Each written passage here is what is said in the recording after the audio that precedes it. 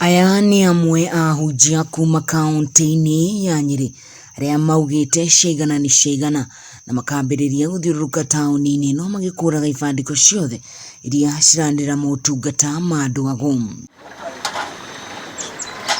Ibandĩko ici nyingĩ cikoragwo cikĩrĩtwo itingĩ-inĩ cia thitima na wĩra ndũnathirĩra hau amu maraciũngania magacokanĩrĩria na gũcimundia mwaki gũkũ magĩthiĩ na mbere na kwĩgĩrĩra mahoya maritũ gwĩtĩkia ũrĩa atĩ rĩu hinya wa ũgo nĩ ũgũthira taũni-inĩ ĩno.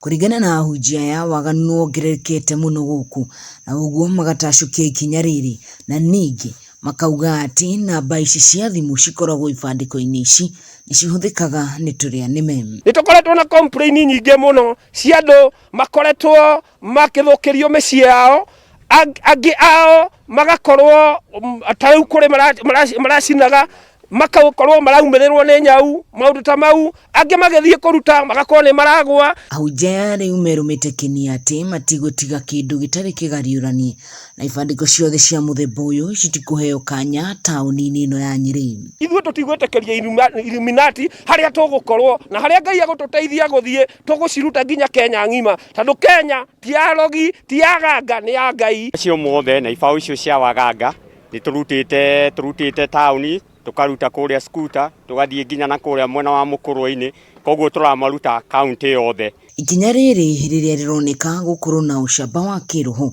rĩgathĩrĩrio nĩ mũingĩ na njĩra nene makiuga rĩu nĩ hĩndĩ ahunjia mararuta wĩra ũrĩa mabatiĩ kũruta kũringithania na amwe ahunjia arĩa makoretwo magĩtunya mũingĩ. Ndirĩ ndageria na haha haitũ tũtiĩkĩrĩirwo nona rĩu no ithuĩ tũgakena nĩ ũndũ ũguo mweka mũtineka ũru. Mapasta meka nĩ gũcina masaini bodi macio ma Illuminati na mawaganga nĩ tondũ gũkũ ithuĩ tũtiĩtĩkĩtie maũndũ macio ma ngoma. Gĩkĩ nĩ gĩbarũa kĩmwe kĩrĩa kĩroneka gũkorwo kĩrĩ na wĩrutĩri mũnene, no waganu nĩ ũgũthirathira kaunti-inĩ ĩno ya Nyeri thutha wa kweheria ibandĩko ici nĩ ũndũ wa gweterera twĩonere na twĩiguĩre.